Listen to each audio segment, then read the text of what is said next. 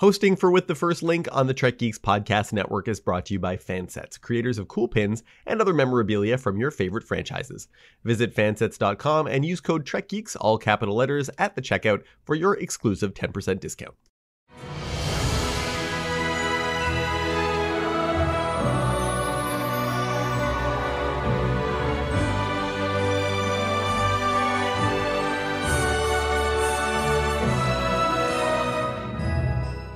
Hello and welcome to With the First Link, the podcast that hopes to make our future as bright and as just as the one that we see in Star Trek: The Next Generation. And we think that one way to do that is to recap and discuss the entire series, one episode at a time, doing our best to look at it all through an anti-oppression, pro-diversity, anti-racist lens. I'm Ruthie Kauper-Samoshi. And I'm Matthew Simone, and today we'll be talking about The Measure of a Man. This episode was written by Melinda M. Snodgrass and directed by Rob Shearer. It first aired on February 11th, 1989. I'm so excited to do this episode, Matthew. This is the first of like the classic TNG episodes that I think we've done. So last week was the first of like the early season episodes that I'll actually go back and watch on a regular basis. Right. And then this one is also one of those episodes, but it's also a defining episode, right? There's like it basically inspired all of the entire first season of Picard. I'm behind on the second season, so I haven't watched that yet, but they're talking about android rights and rights in general, which is an important thing right now. Yeah, maybe let's talk about that. So for today's check-in, a little while ago, there was a leaked draft of a U.S. Supreme Court decision, which is going to have fairly significant impacts if that actually becomes real on people's rights. So the draft itself is about reproductive rights, but that is going to extend to all sorts of rights of bodily autonomy. That's basically what this episode is about, bodily autonomy.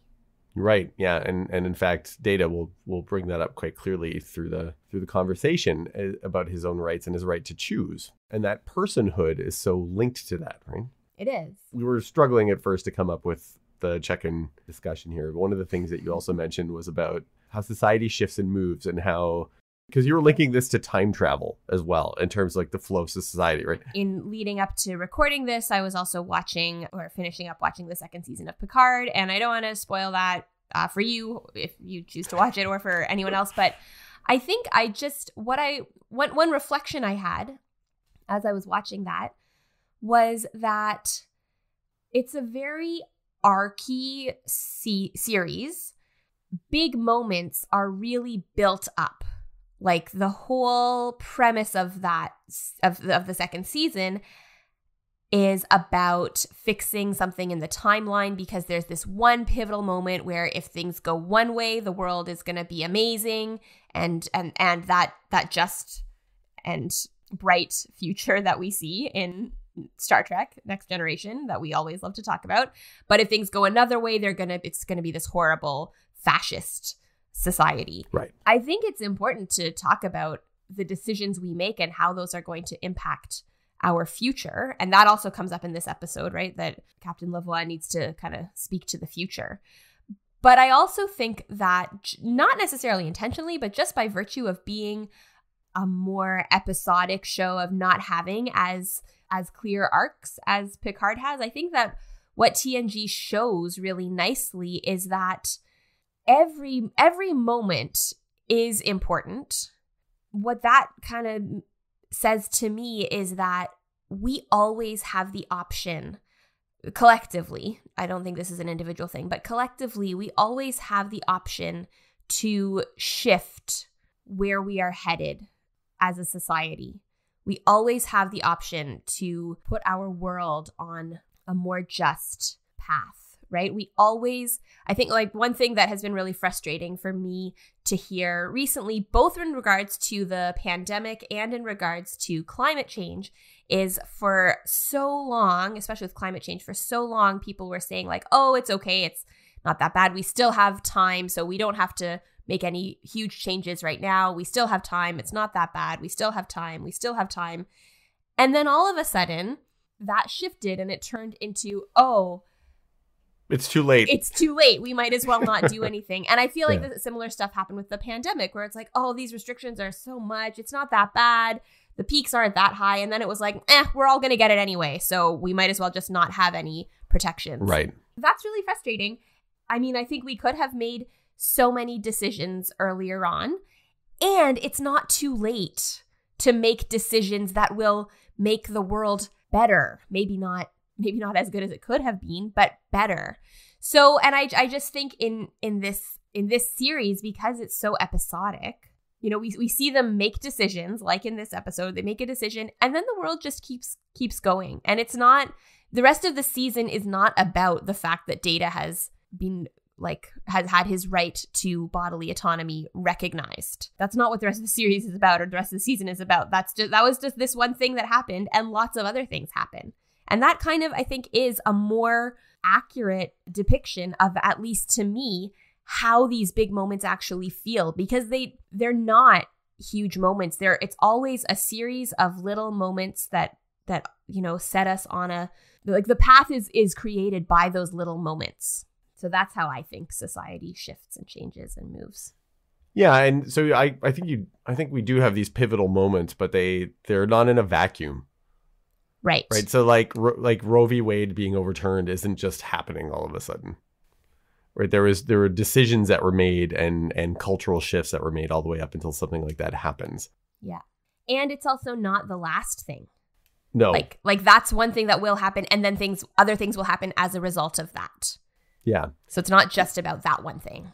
Yeah. So it's not like as if we go back in time and we, you know, if we change one of the justices, say that was possible. Like we went back in time and we time traveled and we changed one of those things. It's not as if, like, I don't know, maybe society would go in a different direction, but it was already heading in this direction to begin with. Right. Yeah. And there's a reason why the other things have been put in position for this to all sort of occur. It's been something it's been building to probably since the 70s when the original decision was made. Yeah. I guess we tend to think that, like, oh, if we can go and change that one thing in history. And I do think there are pivotal moments, but they don't. Yeah, they happen as a result of other decisions that are coming along the way that lead up to a thing to happen. Sometimes we miss them. I think we miss some of that stuff. Yeah. The steps along the way. We're not always, because unless we get hit one of those pivotal moments, maybe we don't see them at first, or we don't see them coming. And I think it's one of the things with climate change. It's almost like we tend to respond more to shock. That's why we talk about the shocks a lot. But then when we do the aftermath of that shock, we'll say, oh, wait a second, there was all these things kind of leading up to this moment that we kind of missed along the way. Yeah. I used to be part of a as you know, a very conservative religious community. And abortion was one of those things that was often talked about. It was something that was like taught to us as being that like one human rights issue we need to really care about, because this is protecting the innocent, basically. Yeah. But then I realized that, like, this is one of the things that took me out of the church, was that it didn't seem like our community didn't seem that concerned about any of the other human rights that were being left in the wayside by our society, and like basic things, access to education, to healthcare, to food, addressing poverty, just stances that I couldn't reconcile or understand on like LGBTQ rights. I was like, okay, so why all the emphasis then on a person coming into the world, but then nothing to care about them afterward? And I didn't understand that. I was like, that doesn't make any sense to me. This is one of those things where I had a big like shift on this, my thinking around this as well during the course of my life. And so I think I get frustrated then when people can't meet me there as well. Like, because I know I've gone through it. I know that there are people that genuinely think that like this is better for society, because they're not thinking about that. They're not thinking about the choice element and how important that is, and how we need to be given choice, and how choice is so fundamental to our humanity and to our personhood, which is what this episode ends up being all about. Yeah. Well, as you were talking about the idea of preventing abortions as a human rights issue, that like, isn't it interesting that certain groups will promote human rights when those human rights also give them control over the bodies and lives of people who have less power than them? One of the linchpins for me in trying to think through this when I was leaving the church community was also that like the other decisions, other policy choices were in fact, creating the need for more abortions. Yeah. Limiting access to sexual health education or birth control, access to birth control. Yep. I guess I know we struggled with like finding one simple check-in for the beginning of this episode because it covers so many things. I think all of these things are true. Like when you look at Star Trek, when more I thought about it when you're pointing around like sort of the way time travel is depicted in Star Trek and about those pivotal moments. But you're right. It's like you'd have to change so many things, I think, beforehand. And they actually talk about this in Doctor Who a little bit, where they're like, doesn't time travel create all these paradoxes? Like when you change these like pivotal moments. And the doctors, like, they kind of go back and forth on this philosophy, but the doctor's like, the flow of time is actually kind of like a stream. And in some ways, when you change a thing, there's a disturbance, but the water kind of flows over top of it and it keeps going. And, right. And I think in some ways, society is the same. It gets this like momentum and a direction. Changing that in one moment or another is going to be hard. You have to like dig a whole new path, and it takes time and effort and work, and it's hard. Yeah. And that's why it takes, that constant sustained pressure. I don't know if it's always as easy as going back and moving or changing one thing. Yeah. Or even like in a non-time travel thing, it's not just about influencing these pivotal moments. It's also about, and responding to these pivotal moments, it's also about what happens in between them and what do we do in between them.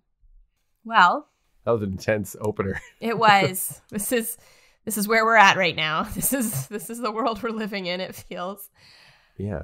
Well, do we want to jump into things? Yeah, Matt, why don't you tell us what happens in this episode if we haven't made it clear enough? In this episode, Data resigns his commission to avoid being dismantled by an inadequately skilled scientist and ends up in court with his rights to personhood and bodily autonomy in question. I would just like to point out that inadequately skilled scientist, I'm pretty sure I got that from like IMDb, like the official summary. It's not just us saying that. No, yeah, there's also like question within the episode itself as to the scientist's specific skill sets. One of my favorite pieces about this episode is like how people talk about how Maddox has no clue what he's doing, including Data. Oh yeah, no, it's great. Yeah, we're gonna see some shade thrown there. Yeah. So the ship is en route to a newly established starbase. Yeah, Starbase 173. Doesn't matter why they're there, but we get our first ever poker scene. When you're rewatching the series and you're so familiar with it, it's hard to know when firsts have happened again. So I wrote down in my notes, I'm like, is this the first poker game? It is. It is the first poker game, and apparently it wasn't even in the original script. Originally, because basically they just needed something to have Data be able to talk about like reading about something isn't the same as doing it. And originally they were going to do that with him swimming. He was going to have trouble swimming. That didn't work for shooting. You end up with this. I get you don't know when the pivotal moments are coming. You end up with this poker scene, which is going to take us through to the end of the series. That this is going to be a recurring just way that the crew hangs out and bonds.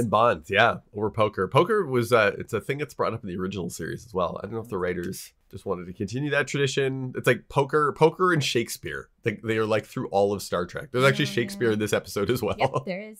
Do you play poker, Matt? Poker was like it was like a thing in university for a while. Everyone was playing poker. Like a bunch of people, like my housemates got like a poker set, and there was chips and but I was never very good at it, and I found it too I don't know, adversarial, I guess, or confrontational. Yeah, same. But in a weird way, like not as much fun as like shooting people in Halo, which was the other thing we did. We played a lot of Halo. We called it Projector Halo. We used to borrow the projector from the school then project Halo on the wall. Actually, so recently when I was hanging out with my brother, I got to see my brother recently and my sister-in-law and hang out with my niece.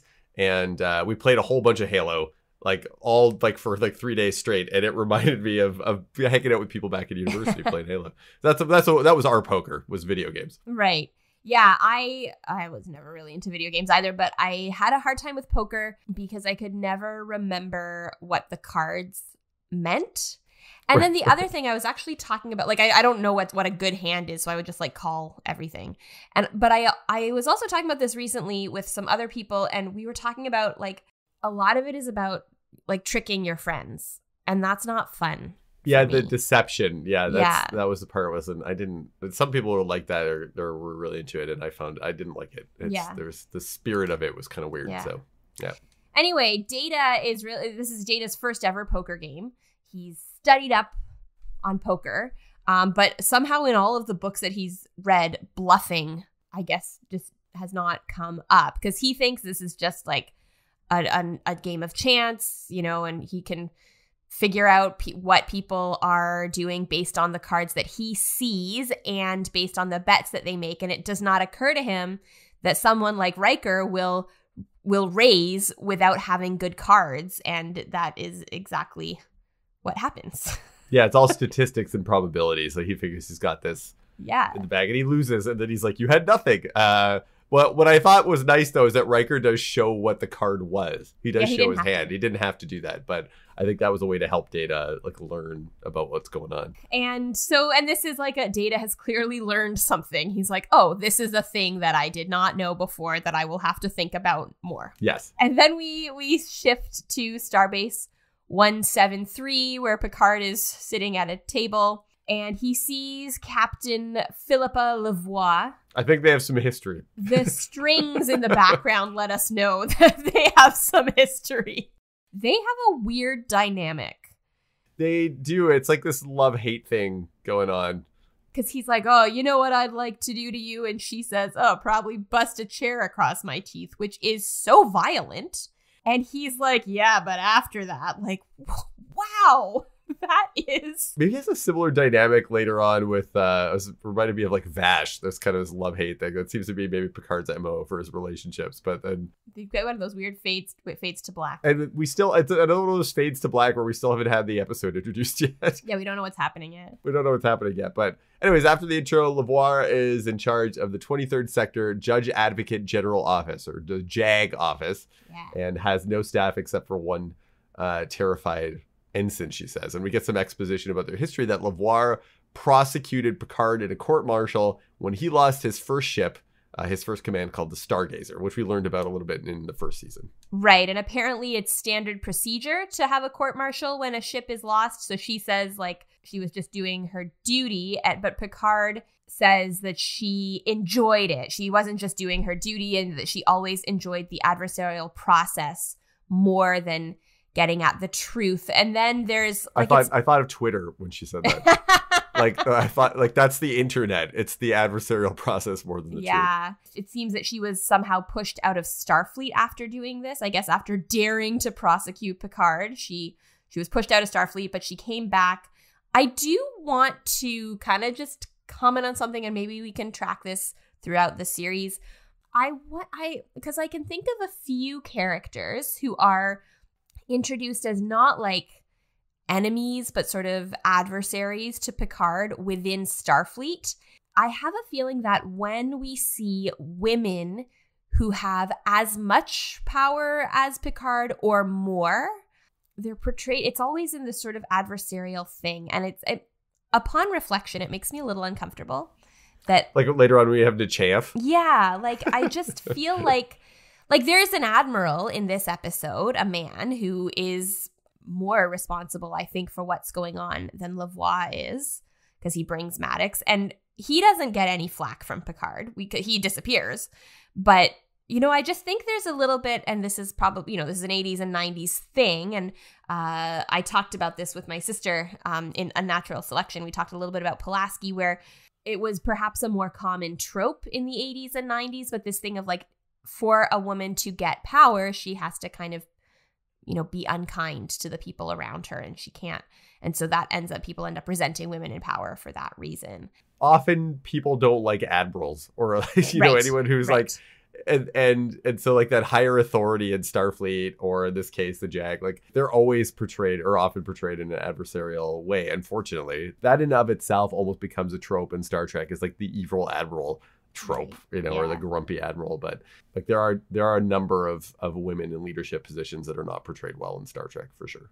And then she calls him a damn sexy man, which I think is was sort of awkward. So funny. She's but also a pompous ass. Yeah, you're a pompous ass, but also a damn sexy man. I guess that's an accurate portrayal of Picard. And he looks down, kind of all shyly when she says it. Probably not professional, I guess, but they're not having a professional chat at that moment, so it's probably fine. Yeah. And then all of a sudden Nakamura shows up with my favorite character in all of Star Trek, Ruthie, Commander Bruce Maddox. The biggest wiener we see. So earlier off air, we had this conversation about how hard it would be to prevent this episode from being explicit. Yeah. Because we have to check the explicit box when we upload this swear. episode. And boy, if there is one character in Star Trek that would drive me to explicatives, It's Bruce, swearing, it would be Bruce Maddox. Oh my goodness. This guy is like, this dude's an internet troll. That's what he is. Like, this would be the guy that'd be debating with you on the internet over stuff. Yeah. He is a jerk. His face is just so... It's punchable. It's just a punchable face. I want to, yeah. Oh my goodness. I want to bust a chair across his teeth. Yeah, so Admiral Nakamura says that Maddox has a proposal for Picard, but he's like, but first I want to see the Enterprise, so he doesn't say anything about the proposal. And then we go to the bridge, and so Picard, Riker, Nakamura, and Maddox all enter, and Picard is sort of showing them around the bridge, but Maddox is not interested in the bridge. He is just staring in a really creepy way at Data. And Data is like watching him as he's watching Data. And Wesley also notices. Makes Wesley uncomfortable. There's some exposition here where Nakamura explains that the starbase is close to the neutral zone. It's kind of a presence for the Romulans as well, so they're sort of showing the flag. And then Nakamura talks about how amazing all the previous Enterprises were. And then Maddox is like, yeah, well, our project. And he just kind of casually like, oh yeah, Maddox is here to work on your android. And then that's it. Why is that okay? Clearly no thought has gone into like why this might be controversial for the crew. Like, I don't think Nakamura doesn't even seem to anticipate there'll be any resistance to this. He doesn't prep like Picard on it at all. Yeah, but he also he says to Picard, he says like, please take care of it or something like that.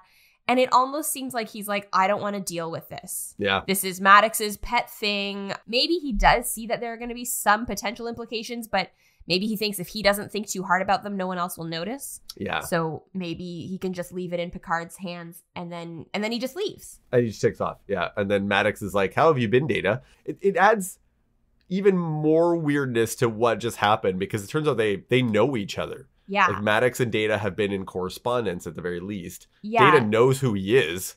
And so when he walks in and they see each other, that moment that they've just had is even stranger. Well, he knows because Data knows this guy who has been staring at him. I like Data's response. Maddox says, how have you been? And Data says, my condition does not alter with the passage of time, which I think when you translate that from android into human speech, I think that translates into go f*** yourself. Yeah, because he's not going to say I'm fine because clearly he is not in this moment. Yeah, he's like, I'm not because you're here. Yeah, you're here. But my condition might alter now because of you. But not with the passage of time. Not with the passage of time. So Maddox was part of the committee that evaluated Data and he says first applied to the Academy. There's a frustrating hypocrisy in this. Yes. That'll come up later. But he says that he was the first one who opposed Data's entrance on the grounds that he said Data was not a sentient being. Yeah. And he wants to disassemble Data. Yeah.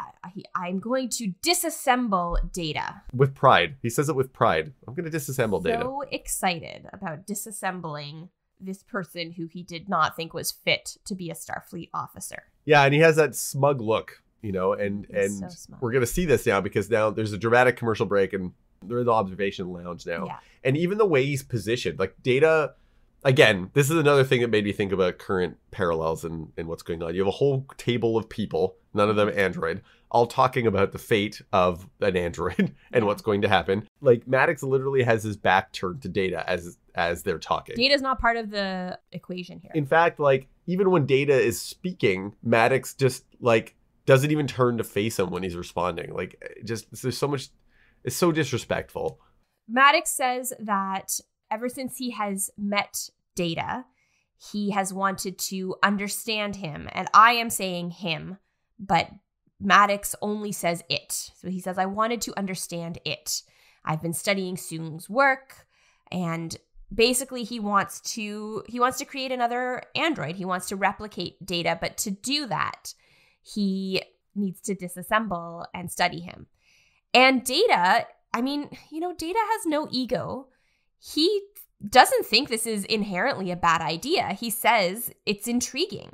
And he says, have you created a positronic brain? And Maddox looks really proud. He's like, I have. But when Data starts to kind of question him, it turns out that Maddox has not created a positronic brain that would be functional. To do that, he needs to take Data's brain apart and figure out what makes Data's brain functional. What really got me is, so Data says, okay, but if you aren't able to do it, like if you aren't able to figure it out, if the answers are not forthcoming, your brain won't work, and presumably Data's won't either. Riker says, what are the risks to Data? And Maddox says, negligible. And I thought that was really interesting because they're talking about two totally different things.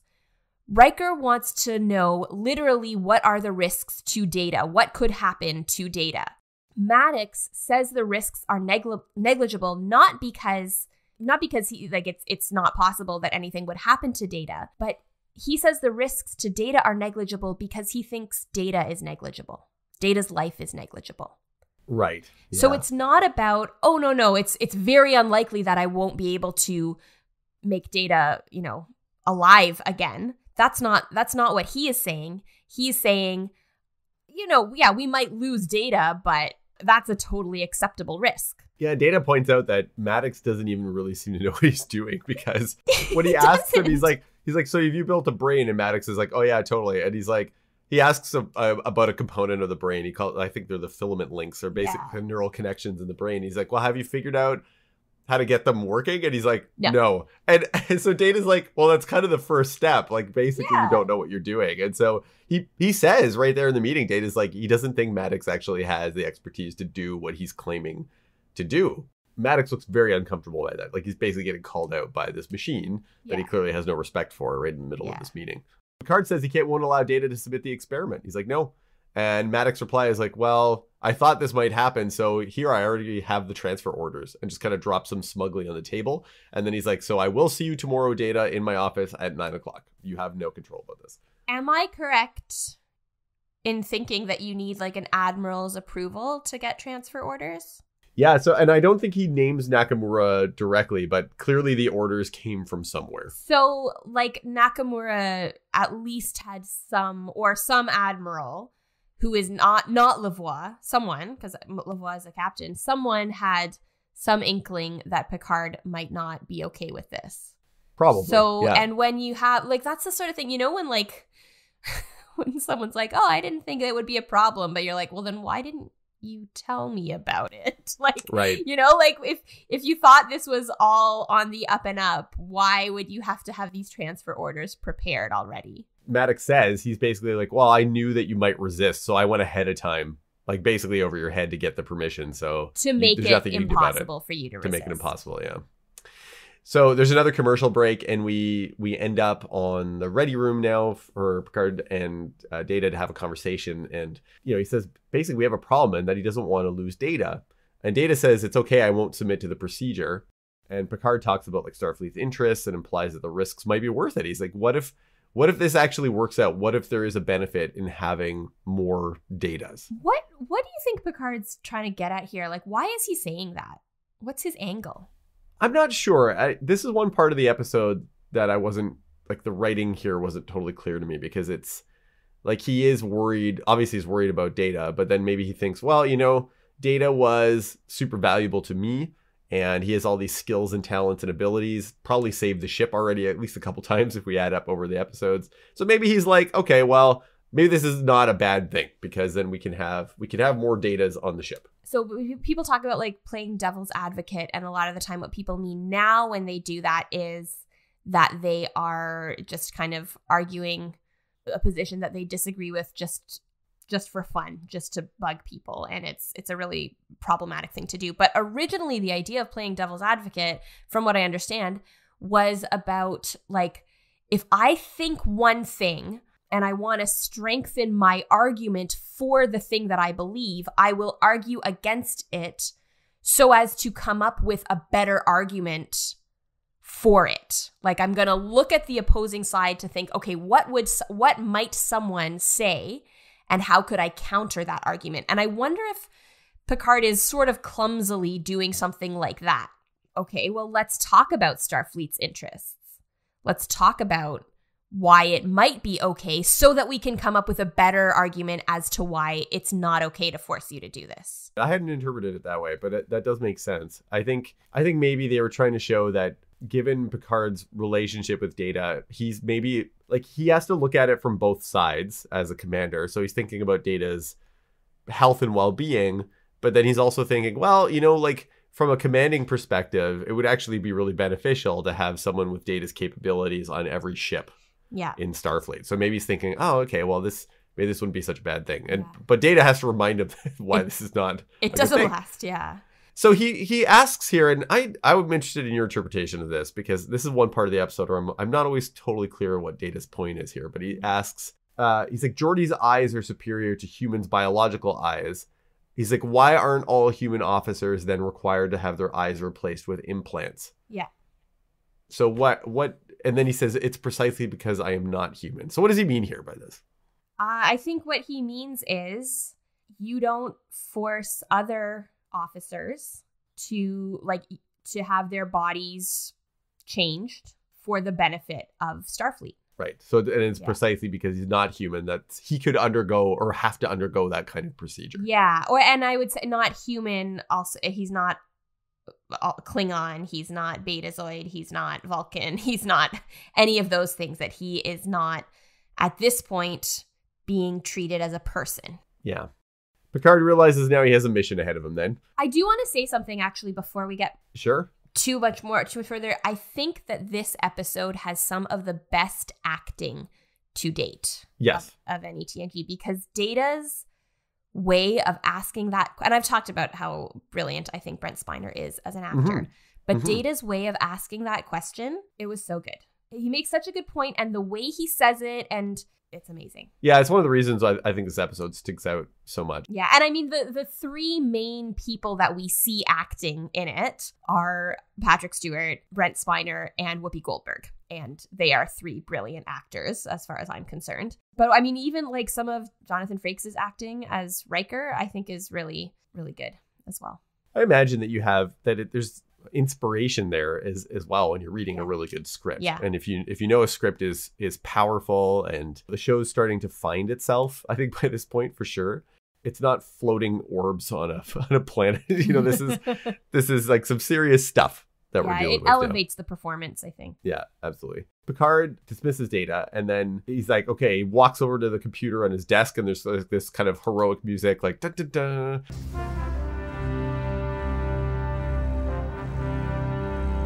Call up all information on the regulations about Starfleet transfers. He wants to fight this. And so in order to fight it, he has to go to the JAG officer. He shows up on Starbase again and in Lavoie's office. He's like, listen, I need your help. Yeah. This Maddox is trying to take my officer, and I'm worried about him being harmed. And she's not super empathetic at first. She's like, all this passion over a machine. She's doing that thing. I don't know. I feel like I have done this in the past, and I'm never proud of it. But when you have a sort of complicated relationship with someone, and so you resort to kind of teasing them or like mocking the things that they are saying or that they are doing, she's kind of doing that, and he kind of has to squash it. He's like, don't. He's like, this is important to me. Yeah, this is serious. Yeah, it's important. Yeah, but she's kind of letting their personal relationship at first get in the way of their interaction. She does then switch to being professional, but then she goes back to doing this, and it's not a good look for anyone, including her. I think she tries to diffuse the situation by then saying, well, I appreciate that you felt you could trust me. And he's like, it's not about trust. You're the person. You're the JAG officer for the sector. So I have to talk to you. Yeah. I had to come to you. Oh, then actually, she doesn't even use the word trust, because that's one of the things he says. He's like, you can't even say the word trust. It's not even in your vocabulary.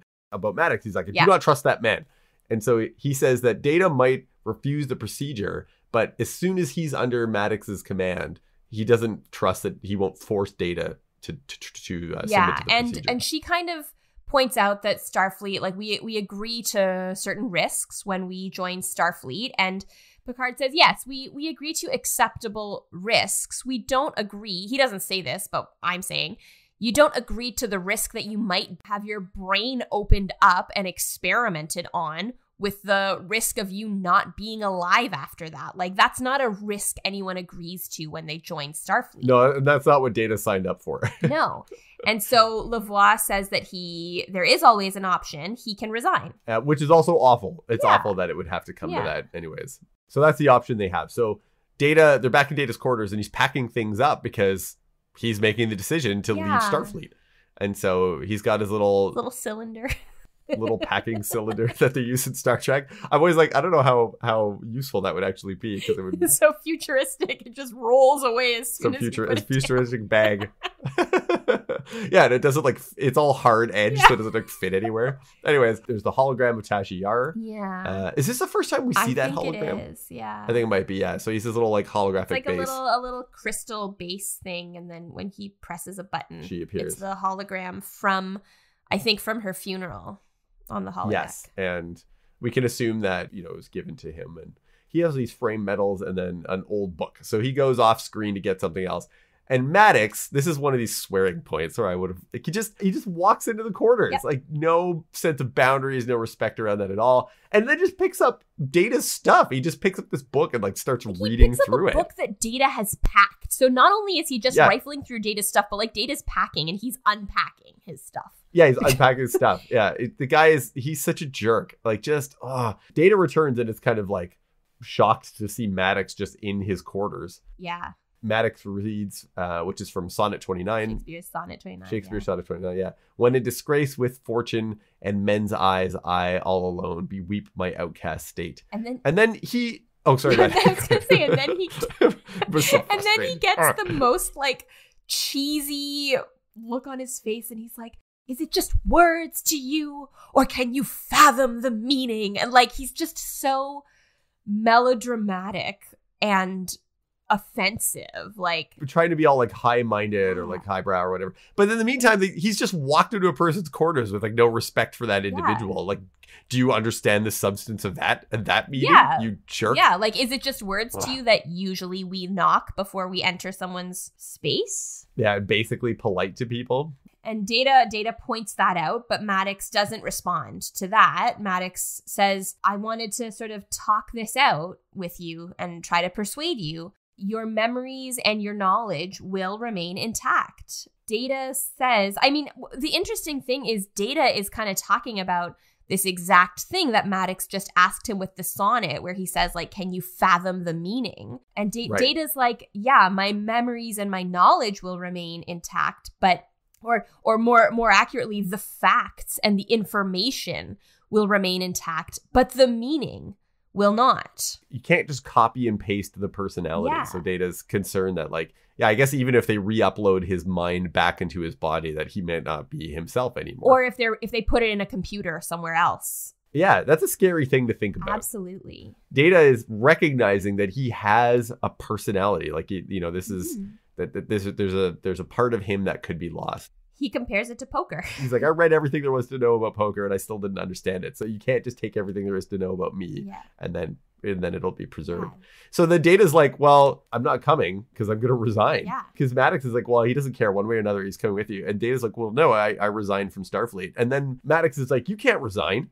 And this is so infuriating because he was the one who didn't want Data to be in Starfleet to begin with. But now that he is, he's trying to leverage that to take Data away. And I was like, what a hypocritical piece of... Yeah.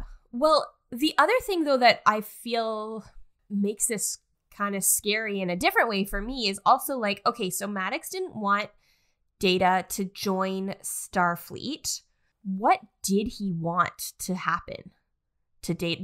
Did he have other ideas for what would happen to Data? Did he think that Data should just be in a lab, in some Starfleet computer lab, and that he would study him? Yeah, so I don't know, maybe his plan beforehand was even worse. Yeah. I don't know. Yeah, it's Yeah, one thing that I do find interesting is that they both sort of make a case. Well, Maddox doesn't make much of a case, but they're talking about protecting Soong's dream. And so Data says that he's resigning. And it's not because he wants to protect himself, but it's because not with any sort of like ego or vanity, but he's saying that he is unique. He is the culmination of a lot of work that Sung did. And that if he is destroyed, that will be a loss to the world. Yeah.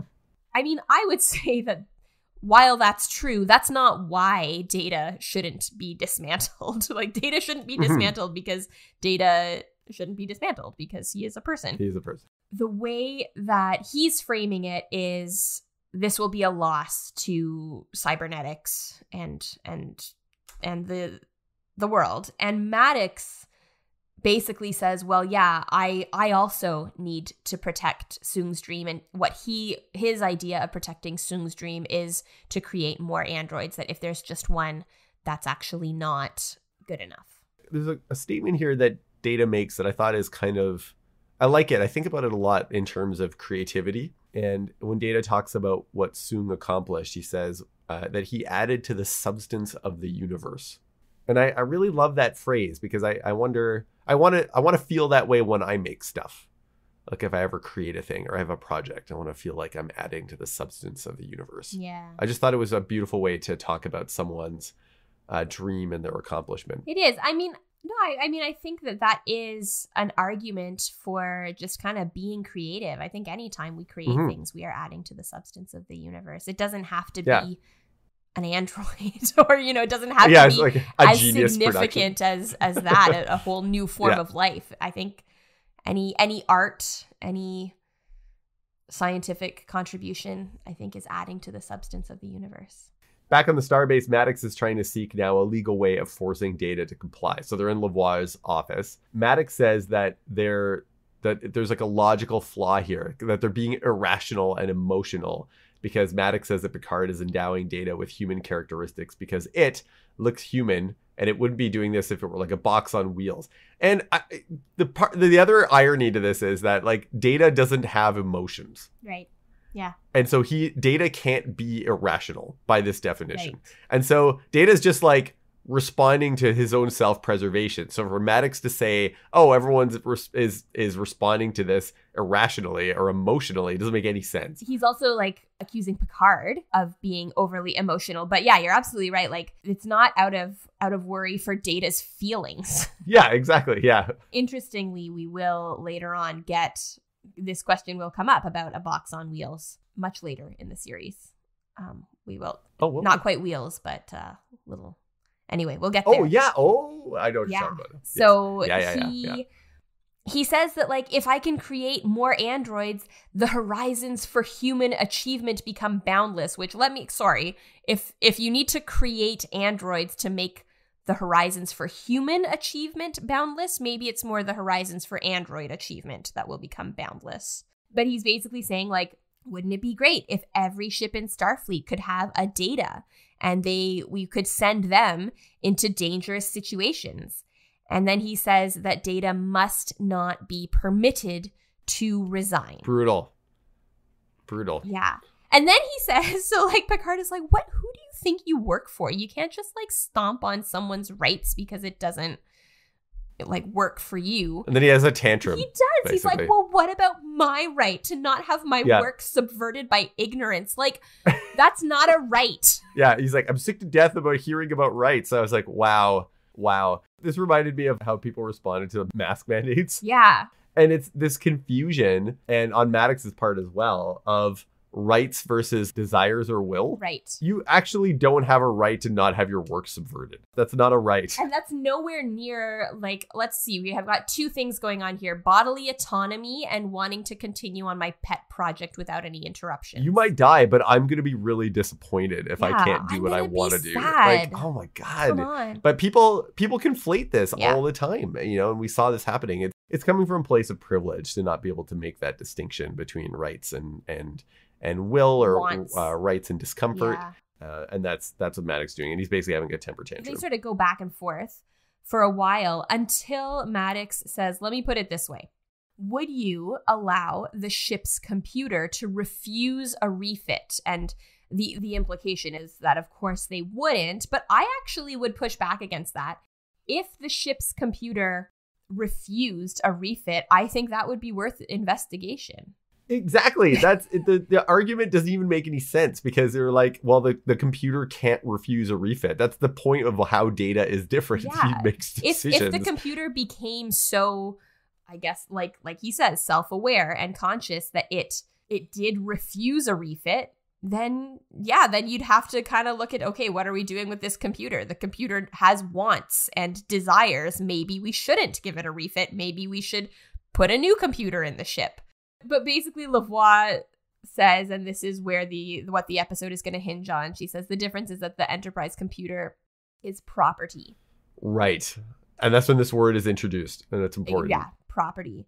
And Maddox says that, of course, data is also property. And Lavoie says, well, there might actually be law to support that idea. Picard knows that this is now going to basically go to trial and tells Lavoie, he says to her, I hope you'll pursue this with the same zeal that you did in the Stargazer court-martial. Now we're in 10 forward. Data is having a going away party, which is sad, obviously. Yeah. But he has these gifts from people. And so Data is unwrapping this book and he's doing it so gingerly. And basically Wesley's like, look, just rip it open. Yeah. And he's like, with the application of a little care, Wes, we can recycle the paper, which I don't think you even really need to recycle anything on the Enterprise. This is how I try to open gifts. I always end up ripping it by accident, but I wonder if it's because I saw this episode at a young age and I was like, well, I'm going to open presents. Yeah, I always follow the Wesley side. I'm just like, rip it apart. So he rips it apart and it's a gift from Worf. And it's a book called The Dream of Fire by Karatok, who says that the novel attained its full stature in the hands of the Klingons. And of course, Pulaski disagrees. Of course, Pulaski disagrees. She surprises nobody by disagreeing. This is the only scene, I think, with Troy, Worf, I think maybe also with LaForge and Pulaski. Like, this is the only scene where we see these other characters. It's also, I realize it's another screen capture that I can use for Star Trek birthday pictures. Because, as you know, I always send people a Star Trek birthday picture. It's usually Picard eating cake at Worf's birthday from season 7. But this is another one that I'd always forgotten about. So you could use it. You could use it as a gift. A big yeah. Anyways. LaForge is kind of sitting away from everyone else, sort of sadly not joining in the fun. And Data approaches him and LaForge says he understands why Data has to leave, but he's upset about it. And he says it's not fair. And Data says, well, Pulaski would likely point out that life isn't fair. And LaForge is like, yeah, but that doesn't actually help. They do this thing. They say that they'll miss each other. And then I imagine if this were filmed now, there would be a hug between them. But because you can't have that in the 80s as much, Geordi just puts his 2 hands on Data's shoulders and tells him to take care. And it's an expression of love between these two very, very good friends. It's a nice moment between them. Yeah. Because I do find in the future episodes that although LaForge and Data are supposed to have this friendship anyway, that LaForge is often pretty cold with Data, I find. So it was a nice moment that they have. There's not a lot like this, but they have some. Yeah. LaForge is written pretty inconsistently, and I'm sure we'll get into that later. But yes. Yeah. Back in Lavoie's office, she says that based on the acts of the Cumberland in the 21st century, and I don't think we learned what that is, but Data is the property of Starfleet and cannot resign or refuse to cooperate with Maddox. And that was frustrating because I was also like, okay, what could have been going on in the 21st century that would be relevant to determining the sentience of an android now? Like, did we have anything back that far that was that advanced? It's too bad that they don't say at all. I do feel it's a bit of a cop out. I understand, obviously, this whole episode is really about the trial, so they had to just kind of get there. But it is too bad that we don't actually see what she's like. What is the law that she is basing this on? What are the acts of Cumberland? How did she arrive at this conclusion that Data is property? Picard challenges the ruling, but this is the other thing that's frustrating. She made this ruling probably knowing Picard would challenge it, but she has no staff. Yeah. Like there's nothing. The resources to carry out the challenge of the ruling aren't there. So the senior officers have to serve as legal counsel. So Picard will be the defender. But unfortunately, that means Riker will have to prosecute. Riker tries to refuse, right? He says he can't. He happens to know better, so he can't say that Data is just a machine and he's not willing or qualified. And Lavoie says, well, if you refuse, then I will rule based on my findings. And we get a nice franchise hop when she says Data is a toaster, like in Battlestar Galactica. Data's a toaster, yeah. Riker's like, okay, well, I see then I don't have any choice. I have to do this. Yeah. I really like Riker's response at first. He's like, I can't. I won't. Yeah. Data, not only is Data my friend, he saved my life, but I also just believe that this is wrong. And so I'm not going to support it. But unfortunately, he has to. Yeah. And she also tells him if she finds that he is not doing his absolute best, she will end it right then and there. Riker, it's interesting. He looks like he's like about to, I don't know what he's about to do, but Picard kind of just like puts his hand on Riker's arm and Riker just leaves the room. And Picard says, listen, you don't have to remind us of our duty. Just remember yours. And she says, I've never forgotten it. Not then, and certainly not now. So in the ready room, Picard tells Data about Lavoir's ruling. And then Data says, such a good line. He's like, I can only hope that Commander Maddox is more capable than it would appear. It's like such shade. It's such shade. Yeah. Oh, bird from Data. Yeah, but Picard explains he has challenged the ruling. And he says, I have been asked to represent you, but, you know, if you want anyone else, that's fine too. And Data has complete confidence in Picard's ability to represent. Yeah, I think he even interrupts the captain to say that. Like the captain is he's trying to say that, you know, you can find someone else. And then he's like, sir, I have complete confidence that you can represent me. Yeah. Yeah, which is nice. We get a little, another access code. You know how I like hearing the crew's access codes. They're different every episode. So Riker is like trying to pull up Data's schematics, and he says access code Theta Alpha 2737 blue enable. And I don't know if the enable is part of the access code or if he's just, now he's saying like hitting enter. He says enable. Anyway, I like that except one. we know now that it would be like, I love jazz 2478 exclamation mark or whatever. Like that's what it would actually be.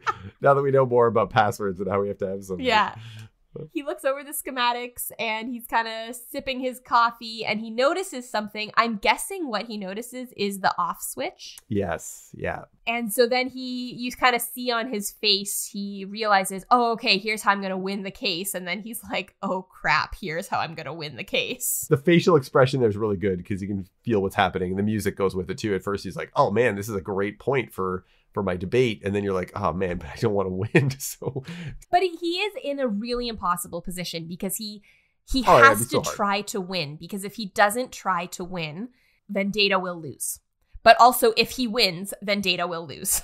So it is it's a really tough position for Riker. And at the end of the episode, Data acknowledges that, which is important. We're back at Lavoir's office and the hearing is now started. So now we have a trial. There's the two sides. We've got Riker and Maddox on one side. We have Picard and Data on the other. I don't fully understand why Maddox is there because this trial isn't actually about him at all. I feel like he's just there as an audience and potential witness, but he's not. Like, this is just about Data's rights. This is not about Maddox's anything. Like, this is not a trial about whether Maddox can do the experiment. This is a trial about whether Data can refuse anything. That's a good point. And I think it's there for, you know, to have that adversarial nature of the room and him being there and for us to look at him and be like, oh, you smug jerk. And then he's sitting now, but even the way Maddox stands is like so off-putting.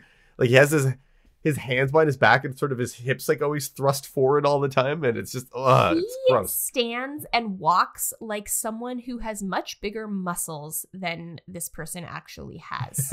Like he's got his arms like far away from his chest and like, dude, your arms can hang straight down. You don't have muscles holding them out. Calm down there, Maddox. Yeah, Calm relax. Down. Yeah, there's some issues going on here with this guy. Yeah.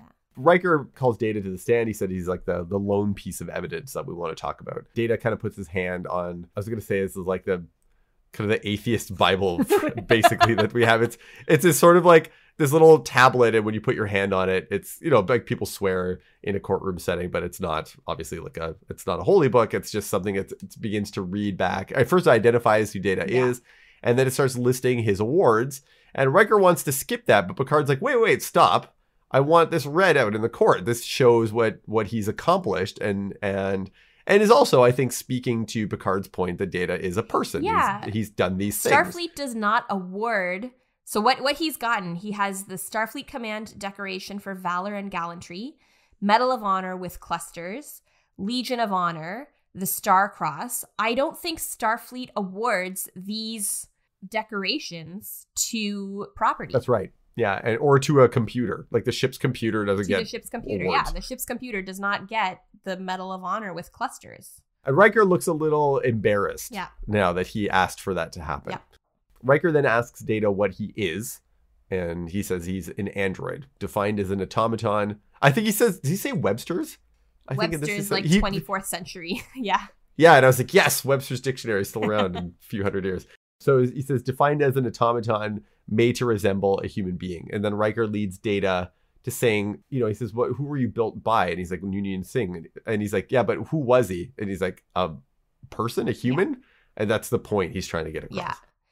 He asks about Data's memory capacity. So it's 800 quadrillion bits. Linear computational speed is 60 trillion operations per second. And I guess he's just kind of getting at like, these are not, almost like this is not natural, or like he asks. Yeah, he's trying to get Data to like list his tech specs. Yeah, and basically to say that he's not a person. Right. So then he wants Data to bend a rod of par steel, which has a tensile strength of 40 kilobars. So much tensile strength. And Picard objects because he says there are many species that have mega strength. And so this is not relevant, but Lavoie disagrees. And so Data bends it. And then Riker asks, he says, sort of drawing on the schematics that we saw of Lore, I want to remove Data's left hand. Again, Picard objects. And like everyone looks at him kind of confused, like even Data.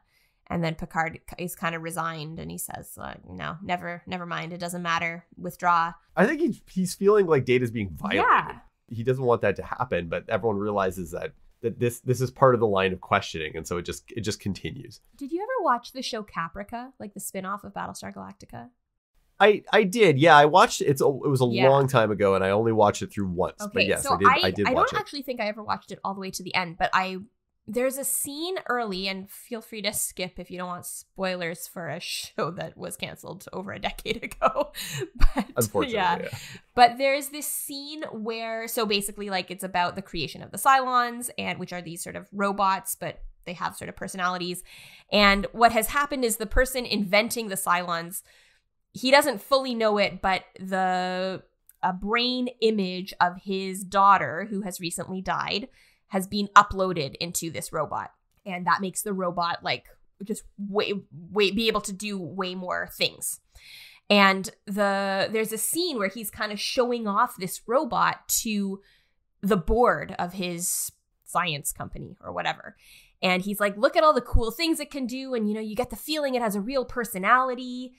And it's also super loyal. And so, and in the scene, it's cutting between the robot, which is what everyone there sees, and the actor who plays the daughter. So we, as the viewer, we can see that this is not just the robot, but this is also his daughter. And then to sort of show how loyal the Cylon is, he says, rip off your arm.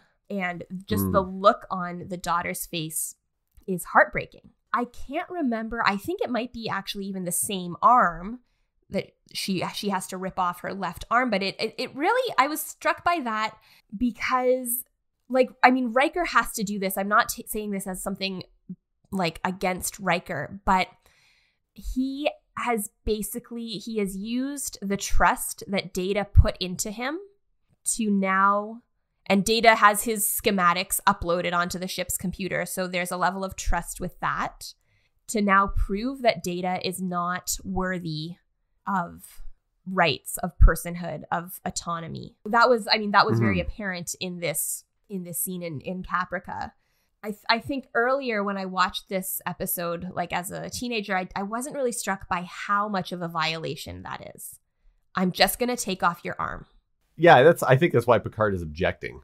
But he doesn't, he can't make the argument at that moment as to why this shouldn't be happening. And so that's why I think kind of retracts it. He probably could have said just that this is a violation. But they're trying to figure out whether or not it is. I guess in order to say that, he has to prove that it's a violation. To let it happen. And yeah. it's it's so upsetting. It is, yeah. Yeah. And so Riker leans in and he apologizes to Data, kind of whispers an apology as he takes off Data's arm. And so he releases Data's arm and it kind of like swings free. There's this moment where you just like the fingers slowly close and you hear like this little like kind of robotic whir. And then he brings that arm over and puts it on the table. So he's got like now a collection of his evidence. He's got this bent bar because Data's able to bend the bar. And he's got the hand and he puts it down in front of LaVoir. And then he says, the commander is a physical representation of a dream, an idea conceived of by the mind of a man. Its purpose is to serve human needs and interest. It's a collection of neural nets and heuristic algorithms. Its responses are dictated by an elaborate software written by a man. It's hardware built by a man. And now a man will shut it off. And he reaches behind Data's and hits Data's emergency override switch, and Data just slumps over on the ground, or slumps over in his chair, and then he says, "Pinocchio is broken. Its strings have been cut." And it's like, holy smokes. It's hard to watch, especially the Pinocchio thing, because Riker called Data Pinocchio in the first episode, and it was almost like an endearment thing. Yeah. And I mean, that was also Riker was still kind of learning that Data was a person, because he thought, your rank is probably just sort of, it's not a real rank. And Data's like, nope, I went through Starfleet Academy. I have worked up. This is not just a nominal rank. And now Riker says Pinocchio is broken. All the times I've watched this episode, I didn't remember that callback. But yeah, good point. Good catch. Yeah. That's even more hurtful. Picard and LaVoir both look shocked when Data collapses. And Picard's like, he's like, oh, that was a really good point. Yeah. Riker looks like he's going to throw up. He's disgusted with Maddox, himself. of course, looks smug. So Picard doesn't know what to do in that moment, because this is, it was a devastating opening blow by Riker. And so he asks for a recess. What was Picard planning on saying here? And also, what did he think Riker was going to say? Because Riker didn't say anything that is surprising. This is all stuff that Picard knew. He knew that Data had this super strength. I understand why they had to do that for the sake of the story, but it is a little bit, I was like, what was Picard going to say? Maybe he didn't think Riker would go that far. Maybe, yeah. Maybe he never conceived the fact that they would go for the off switch, and he doesn't know that Riker knows about that either. Right. Because Data only told a few people, and then Lore went and told everyone, Lore went and told everyone, and so, anyways. They're back on Temp Forward now, and Picard's taking a break. And if you're in an overwhelming situation or you need some wisdom, you go and talk to Guinan. So Picard tells Guinan that Riker's presentation was devastating, he says, and that it was almost convincing to him. Guinan points out what makes Picard's job so hard is that, nothing that Riker said is untrue. You can't argue against any of it, because by his own admission, Data is a machine. She gets another nice burn in on Maddox, because Picard says, it's not that I'm worried about Data doing something dangerous. I have sent people on far more dangerous missions. And Guinan says, well, this could be fine. Maddox could get lucky. Yeah, because it won't be by his own skills. Yeah. It's not an accident that they have a Black woman saying these lines. But Guinan knows exactly what she's saying all through this scene. But it does take Picard a while to get there. So she says Maddox might get lucky and create a whole army of Datas, all very valuable. And she kind of, the way, she says that, very valuable, Picard doesn't understand its meaning just yet, but he will soon. She kind of starts asking these leading questions and having these leading prompts about Data's value, how valuable he's been to Picard and to the Enterprise. And then she says, and now he's about to be ruled the property of Starfleet. That should increase his value. And now he's about to be ruled the property of Starfleet. That should increase his value. In what way? Well, consider that in the history of many worlds, there have always been disposable creatures. They do the dirty work. They do the work that no one else wants to do because it's too difficult or too hazardous. And an army of Datas, all disposable. You don't have to think about their welfare. You don't think about how they feel. Whole generations of disposable people. He's talking about slavery. I think that's a little harsh.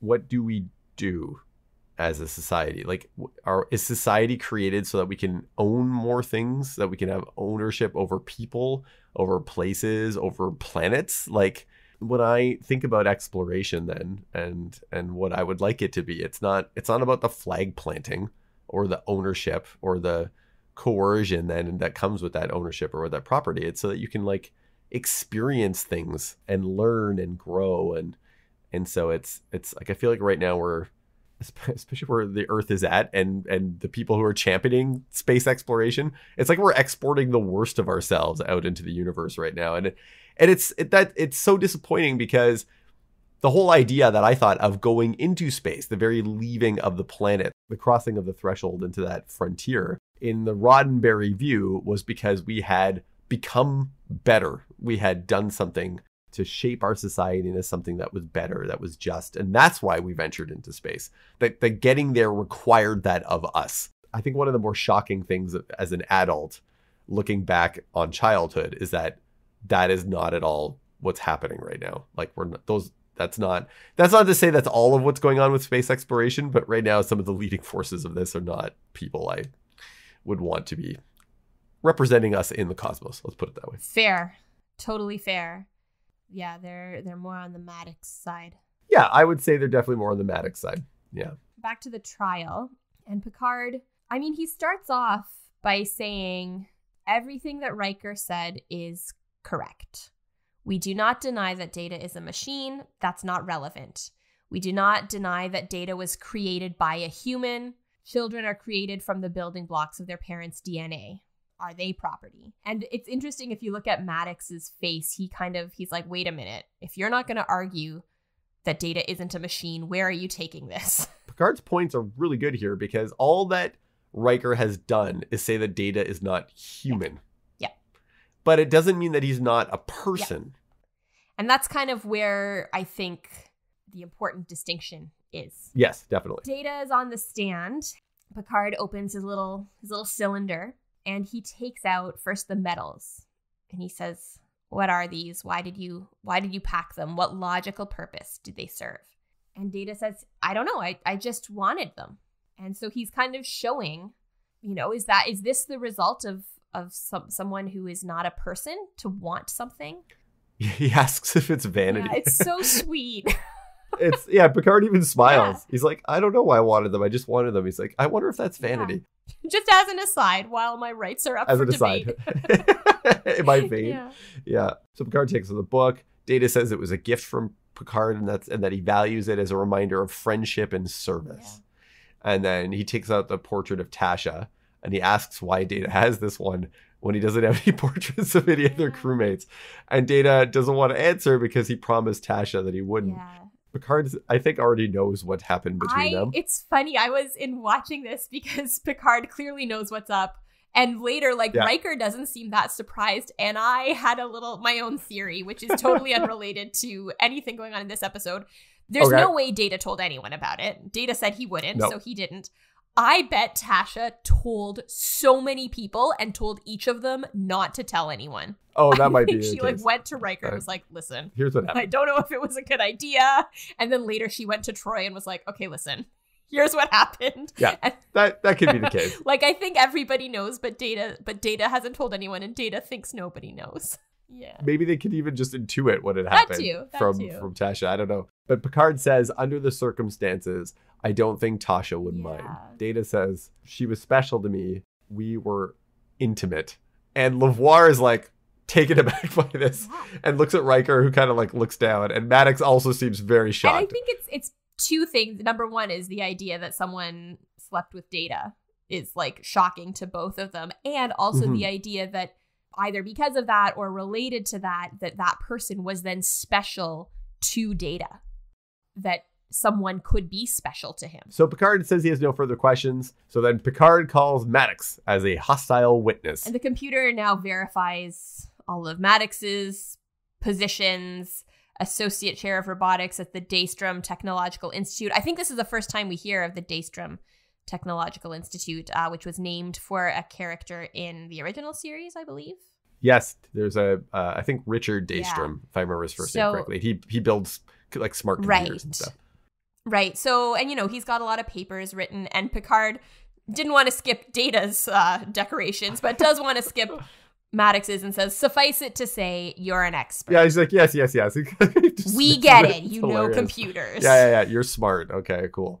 So he clarifies, he says, is it your contention that Data is not sentient and therefore not entitled to the rights that all life forms in the Federation have? And Maddox says, yeah, no, that's exactly it. Data is not sentient. Picard asks him to define sentience. And this is where to me, this is the right way to go. This isn't a question of what is data. This is a question of what does it mean to be a person? What does it mean to be alive? Prove it. He defines sentience as having intelligence, self-awareness, and consciousness. And then Picard says, prove to the court that I am sentient. And I think and this kind of gets to the end of the episode, but that's the thing. You can't say that Data has to prove his sentience, but everyone else's is just assumed. If you can't prove Picard's sentience, then it's not right to say that Data has to prove his sentience. And sentience is a really hard thing to prove. And so Maddox says that that's absurd. Yeah. He's like, well, Picard you're obviously sentient. He's like, I am. Well, then show me why. He said intelligence is the first qualifications. He's like, is Data intelligent? Yeah. And Maddox says, yeah, Data can learn and understand and cope with new situations. And Picard asks what self-awareness means and why he is self-aware and say Data is not. And Maddox says, but this he makes a classic debate mistake here. I noticed this. Maddox says Picard is conscious of his existence, but consciousness was his third criteria. So he just used the third criteria to define the second criteria. I would have destroyed this guy in high school debate club, by the way.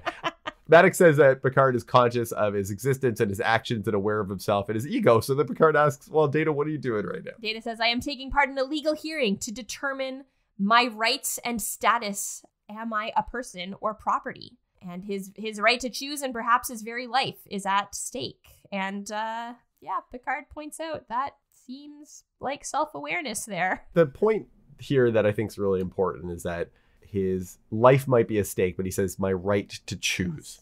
Yeah. And I think that's so important right now in the conversations that's happening in society is that your right to choose is based on your personhood. Yeah. And when we start removing people's choices and freedoms, what we're really saying is that they are not people. Yeah. And that is exactly what has happened in our history. We're always saying, oh yeah, people should have human rights. No one seems to debate that. But we do seem to debate who actually gets to count as human. Yeah. And I want to like also point out this is happening very explicitly with reproductive rights, and it's also happening with trans rights.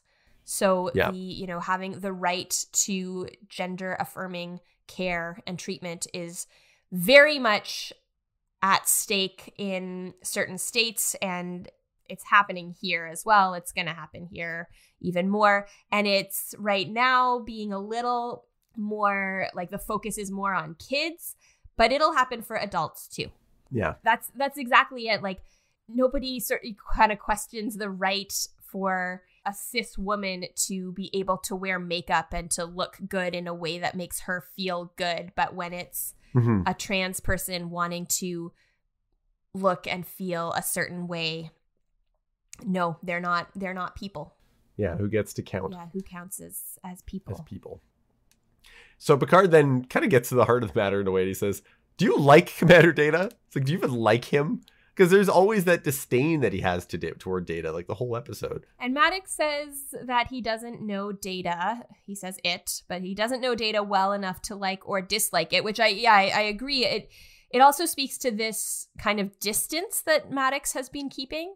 He doesn't want to get to know Data because then he can't see him as like a specimen. Yeah, that's a really good point. Yeah, for sure. He says, I don't know it well enough, but he says that I do admire Data as a marvelous piece of engineering and programming. And Picard dismisses that because he says that a couple times during the course of the episode. He's like, yes, as you said all that, but like, what is the point of this? And Maddox explains that his reason to dismantle Data is to learn and construct more. And then Picard says, how many more?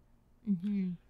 Now we're getting to like the point that Guinan was making earlier. And Maddox has no clue. Maddox is like hundreds, thousands, and no limit. He walks right into this. And then so he's like, okay, thousands of data. He's like, one data is a curiosity, maybe, 5, 10. He's like, but thousands, isn't that becoming a race? And he's like, and won't we be judged by how we treat that race? Picard says, what is data? And Maddox says, he's a machine. And Picard says, are you sure? Because he has so far met 2 of your criteria for sentience. So what if he meets that third one? What if he meets consciousness, even in the slightest? What will that make him? And then he says to Riker, do you know? And then he says to Lavoie, what about you? Do you know what that'll make him? Do you? Do you? Do you? Almost gets comical, and I expect him to look at the camera and be like, do you? That would have been awesome. I would have been down with that. I'm okay with it. So he asks Maddox and Riker and Lavoie this question, right? He poses it to them and he says, well, the courtroom is a crucible where we burn away irrelevancies until we're left with a pure product, right? With the truth. Yeah. And he says that eventually, probably what will happen is that either Maddox or someone will replicate data. Yeah. And then the decision that we make here today is going to determine how those androids are going to be regarded. Yeah. He says, are you prepared to condemn him and all who come after him to servitude and slavery? And here's where he gets his line. Your Honor, Starfleet was founded to seek out new life. Well, there it sits, waiting. Yeah. It's such a good point, right? Like, data is a life form. And what are we going to do as the Federation? Are we going to stand by what we say are our principles? Or are we just going to claim property of these of a new life form? It gets that. I think I felt a little bit vindicated isn't the right word, maybe affirmed in the episode with Lore. Remember I said that there's a little bit of a Frankenstein storyline of like, you create life, and once you create life you have a responsibility to it. And I think that's kind of what he's saying here. Like, this is amazing. What Dr. Soong created is amazing, and we have a responsibility to it. So then Picard kind of struts over to the table where Lavoie is sitting, and he's like, well, you wanted to make new law. Here's your chance. Make a good... Sits down. Yeah, and there's a little cut to Riker, and he looks very pleased. He's like, thank goodness my captain is so brilliant. Lavoie muses that the case has dealt with metaphysics and questions better left to saints and philosophers that she is not qualified to answer, but she has to make a ruling. So she says, is Data machine? Yes. Is he the property of Starfleet? No. We won. Yeah. We won the case. Yeah, she says that they've all been dancing around the question, does Data have a soul? And I don't know that is language that I would use, but what she basically says is like, I don't know that he has one, but I also don't know that I have one. And she kind of gets at Picard's question of like, prove that I am sentient, that it is not fair, it's not right to put this burden of proof on Data when we don't put it on biological life forms. He has the right to find out what he is himself. Yeah. That the right to choose if he has a soul or to make that journey on his own. And her ruling is like, it is the ruling of this court that Data has the freedom to choose. Not that he's a person or that he's sentient, but he has the freedom to choose as a result of those things. Yeah. And that's so important. Yeah. And so Data chooses. He approaches Maddox and he says, I formally refuse to undergo your procedure. And apparently there's some version of the episode, like a truncated version, where it just ends there. Thankfully, Data is like, has graceful and ethical, because he could have just walked over to Maddox and like thrown him through a wall. Absolutely. No, and not even that, but he just like, I mean, yes, that. And also he even says to him, continue your work. And I think this is actually really nice. He says, when you're ready, I will still be here. Like, yeah, I find some of what you propose intriguing. I don't want to undergo this, not because I don't want you to learn more about me. I just don't think you're ready yet. And when you're ready, and when I feel sure and confident that this procedure won't pose a danger to me, yeah, I'm happy to take part. We'll see that happen in the future. There's actually a whole episode based on correspondence with Maddox. So we'll see that happen later. So Maddox, I wonder if this were like I'm going to say real life in quotation marks, if Maddox would back down as quickly as he has here, but I think he just realizes that there's nothing really he can do anymore. So, well, I was wondering about that because often in courts and trials, you have to convince like the judge or the jury. You don't have to convince the other side because whatever the ruling is sticks. But I actually think that in this case, I think Picard did convince Maddox. I think that Maddox was convinced that he was wrong. Well, he seems to respond that way because he looks at LaVoir and says, he's remarkable. And that's the first time that he's used Data's preferred pronouns at all. So yeah, he says he instead of it. Yeah. And Maddox kind of looks like he's going to cry when LaVoir points out that he didn't call Data it that time. Yeah. And he smiles and he leaves. And you're like, okay, well, that's a good Star Trek ending. For growth here. Oh, yeah, definitely. Yeah. I have a bit of an issue. I mean, our legal system leaves a lot to be desired. I guess that's nothing new. But LaVoir says to Picard, like, see, sometimes it does work, I guess, but that means that sometimes it doesn't. And so that's not great that that's what we rely on. And I think that's the Picard's point earlier when he says, like, it's more about the adversarial process and not to find truth. Yeah. Like he said that's what it's supposed to be, this crucible for the truth. And that's probably often true. And if Picard hadn't figured that out, then the ruling would have gone the other way. So then LaVoir leaves, and as she's leaving, Picard asks her to dinner. He says he's buying, which I assume they mean metaphorically because they've talked about how they don't have money. But that was actually a bribe for the judge. He's like, if you rule in my favor, I'll buy you dinner. There's an unresolved thing here. So back in the observation lounge, Riker is standing by himself, kind of looking thoughtfully out the window, and he's sad. Yeah. He's sad because of what has happened. And Data enters and wonders why he's not at the celebration on the holodeck. And Riker says, he's like, Data, I don't have any right to be there since I almost won the case and almost cost you your life. Yeah, Data's so sweet. At first, he thinks Riker's upset that he lost. And Riker's like, no, I'm not upset about that. He's like, no, wait, what? I'm sad that I almost won. And Data expresses a lot of gratitude for Riker. He knows that if Riker had not tried to win, then Data would have automatically lost. And he recognizes that what Riker did was a hard thing to do. He says that action injured you and saved me. So like that, you did something that you really didn't want to do just to save me. Yeah, and he says, I will not forget it. Yeah. What do you think the celebration is on the holodeck? Do you think it's a Sherlock Holmes story? Oh, that's a good question. I hadn't thought. I guess it could be anything. I bet they're all in a Sherlock Holmes story. Maybe that's another reason Riker didn't want to be there. He's like, no, I'm not dressing up. He's like, I don't do cosplay. I'm not doing it. I'm not coming.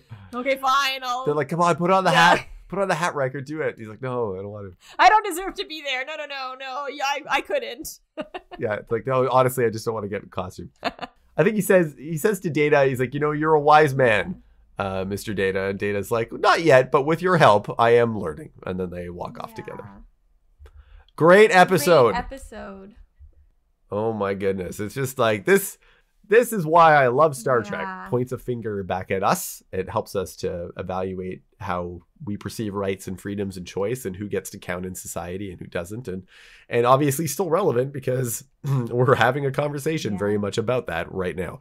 One thing I also kind of wanted to point out about the title of this episode, The Measure of a Man, which I don't love because it's one of those things where they use man to mean person, but it comes from a few different things. I can't remember. I looked this up and now I can't remember, but it's not that important who first said it. But Martin Luther King kind of used it in a speech where he says, the ultimate measure of a man is not where he stands in moments of comfort and convenience, but where he stands at times of challenge and controversy. Wow. I was thinking about that and I was like, oh, that's interesting because that's not just about Data here. That's also about Picard. It's about Riker. It's a little bit about Maddox. It's about the Federation. It's about us as a society. It's about all of us. This isn't just Data being measured as a person, but it's also about how do we respond to these inconvenient. It would be way more convenient for everyone if Data were property, but we can't say that for sure. So we're on trial as well. As Q has said, the trial never ends. As Q has said, yeah.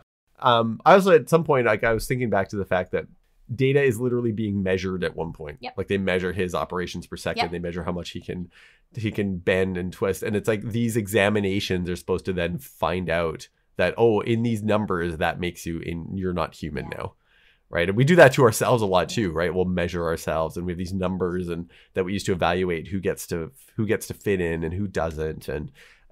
But all of that is beside the point. It's not about the measurements. It's about like the person themselves and their personhood, inherent worth. ineffable quality. The ineffable quality.